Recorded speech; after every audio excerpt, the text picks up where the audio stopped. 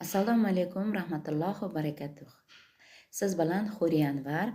Endi esa bugun siz bilan 3 raqamini, 3 kodini, 3 energetikasini ochamiz.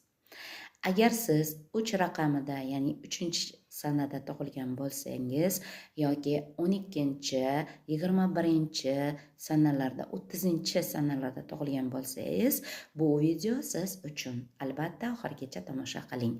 Albatta asosiy 3 raqamining sirlaridan bittasi bu ijod va o'z so'zlari bilan kuch topadilar. Ya'ni ular ijod qilishga moyilligi bor, ya'ni bu energetika keladi va siz bu yer olamiga ijod iste'dodingiz orqali buni namoyon qilasiz, shakllantirasiz.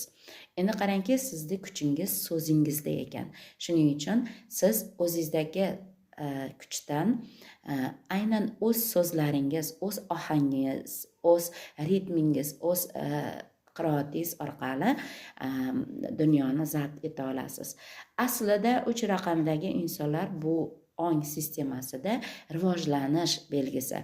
3 raqami bu uchburchak va ular yuksalish piramidasini bildiradi. Ularda ong sistemasida shuning uchun yuksalish, rivojlanish, hayot esa qachon yuksaladi? Qachonki siz aynan yangi narsalarni ijod qilsangiz va bu narsalarni dunyoga, yer olamiga taqdim eta olsangiz. Har bir sohada ishlashingizdan qat'iy nazar, siz albatta ijodkor insonsiz va mana shu sohaga yangilik kiritasiz va buni siz o'z so'zlaringiz bilan chiroyli tizimda, go'zal, san'at darajasida yetkiza oladigan insonsiz.